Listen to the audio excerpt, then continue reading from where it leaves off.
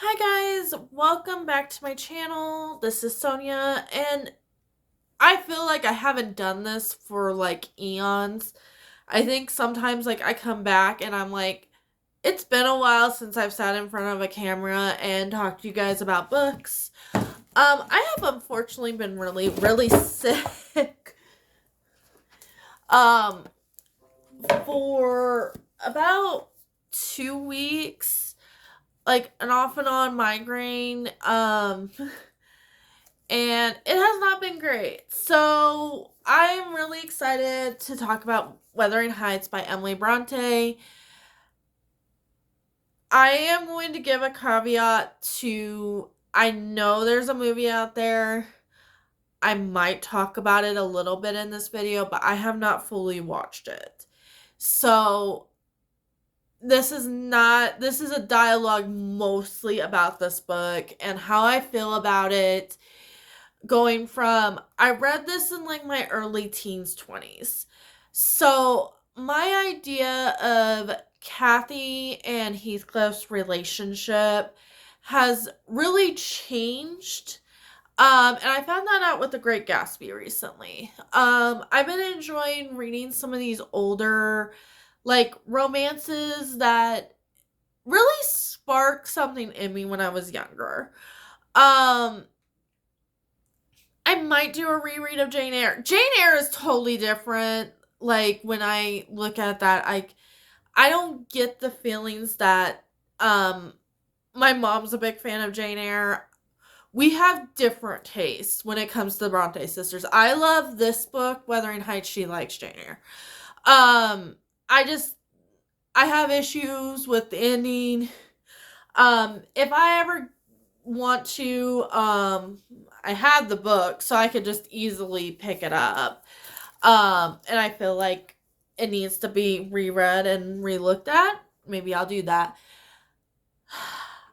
I still think this is a masterpiece of feminist literature in its own right. And the way she talks about the cycle of abuse. So Wuthering Heights, Wuthering Heights is their estate. So it begins with Kathy and Heathcliff really young. Heathcliff is a little boy that's an orphan. And Kathy's father decides, I'm gonna bring this kid in, pretty much to become like a servant slave to the household.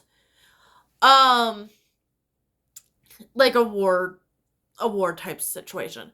So Kathy, because of this first established relationship, is not good to Heathcliff. And I feel like throughout the whole book, you see a cycle of abuse going. So it starts with Heathcliff being abused by Kathy and her brother and by their father. So you get to the point where, for some reason, this was something rereading the book I don't understand. I don't understand why Heathcliff is into Kathy. This is actually a book for people that are like maybe not totally into dark romance, but you're into more of the darker side of the human experience when it comes to romance. Like maybe not the full dark romance, because I've read some of those books. Those go pretty extreme. You might like this. And it's very drama filled. It's two teenagers growing up to the point of like Heathcliff gets so infatuated with Kathy, and this is gonna have major spoilers for this book. So if you've seen the movie, the book is completely different. I've heard they don't do book 2, which is something that everybody has criticisms about these movies. So book 1 is up to the point where Kathy dies. And it drives Heathcliff to the point of insanity. he is haunted by Kathy. If you want to know kind of the vibe of the second book without reading it, Kate Bush, Wuthering Heights song explains Heathcliff's mental state really, really well. Plus it's just a really good song. Kate Bush is amazing. I wish she got more recognized and stuff. But anyway, yeah, so Kathy dies. Kathy bared a child before she passed. That's actually why she passed. And then Heathcliff has, I think, a nephew or something. He doesn't necessarily call him father, so I think it's a nephew. And Heathcliff, a disgusting fool that he is, tries to get these two children together to rehash out him and Kathy's romance. So when we're looking at the Wuthering Heights movie that just came out, one, they don't do the second part because I just don't think any film person wants to handle such a complex mental state that Heathcliff is in by the end of this book. He is a very tortured soul. Part of me feels for him because of everything he's been through. And understanding the cycle of abuse, he came probably from a very abusive household and he became an orphan. And then he joined Kathy's family. They beat him up.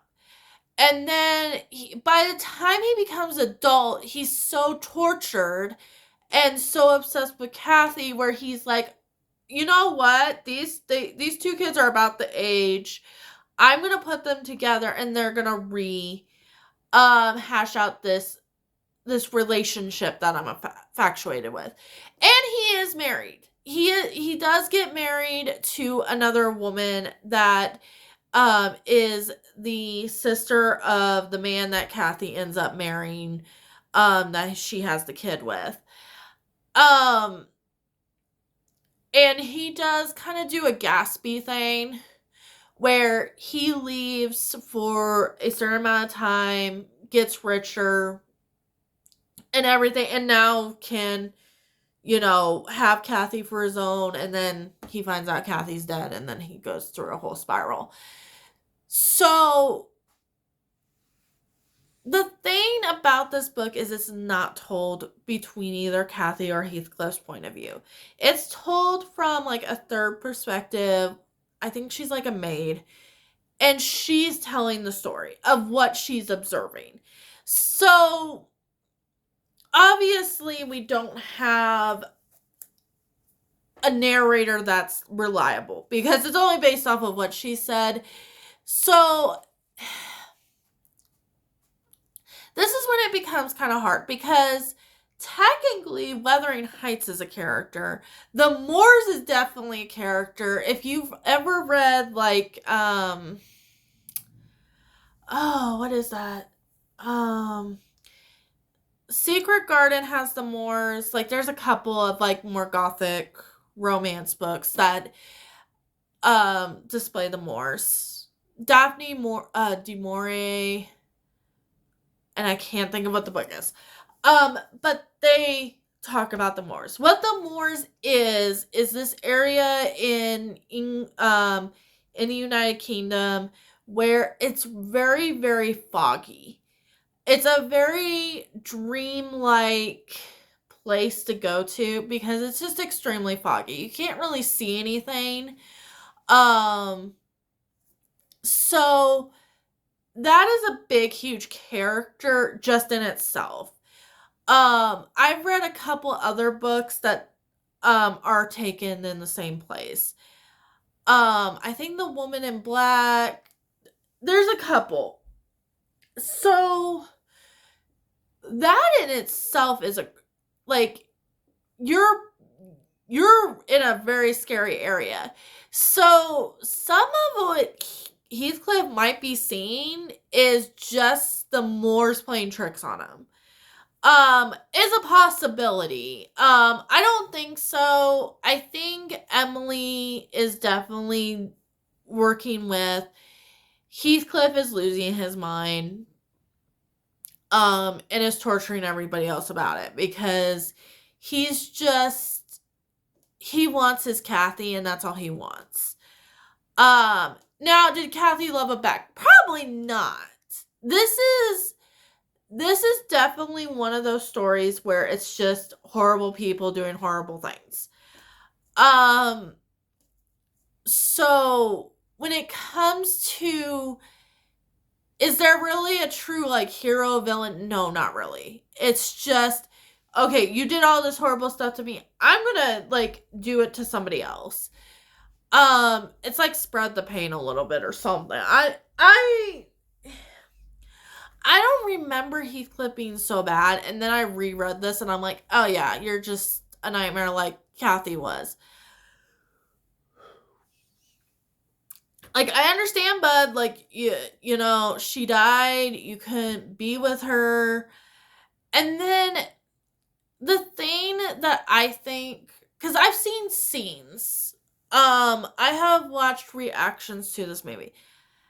Basically, because of what it is and the type of content, I'm not really interested in sitting there for 2 hours just watching that. But I have seen scenes, and there is not really a sexual nature to their relationship, to be honest. Now, if we had Heathcliff's point of view, would we get that more? Maybe. And that's the thing that I could kind of see if you're reading it. I guess one of the reviews said she was basing this movie off of being a teenager and her feelings when she was a teenager. That is fine. I really wish she would have just called it something else. Whatever the creator was, like, I really wish she didn't call it Wuthering Heights. Just call it anything else. I don't even care if you met, like, in all honesty, like, I wouldn't even cared if she kept the names or whatever. Like, just call it something else. But it's a certain movie for a certain audience. It's not really necessarily for people that like the book, because that's not really what this book is about. This book is about the cycle of torture and what that can do to the psyche, and what that can do to the future generations. And do we ever really truly break that cycle? That's more of what this is about than their relationship, to be honest. It's an aspect, and I think that's where you get the obsession of Heathcliff towards the end of the book, because he loses Kathy and then Kathy haunts him for the rest of his life. I don't think she's like a ghost. I think it's more of like the love that could have been. And that's what's really haunting him. I don't think it's like a ghost or anything. Like, that's not really how I get it. And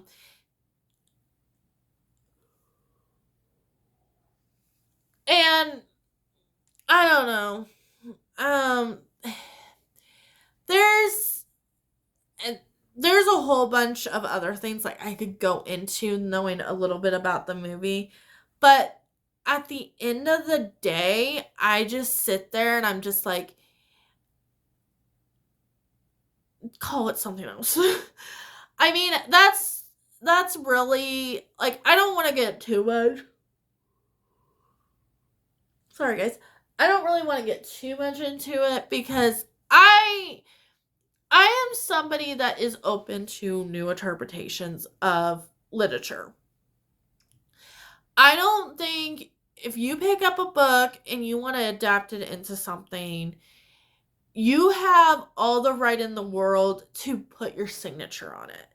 So when I say something like that, Like, if you're going to use these characters, use them as they are.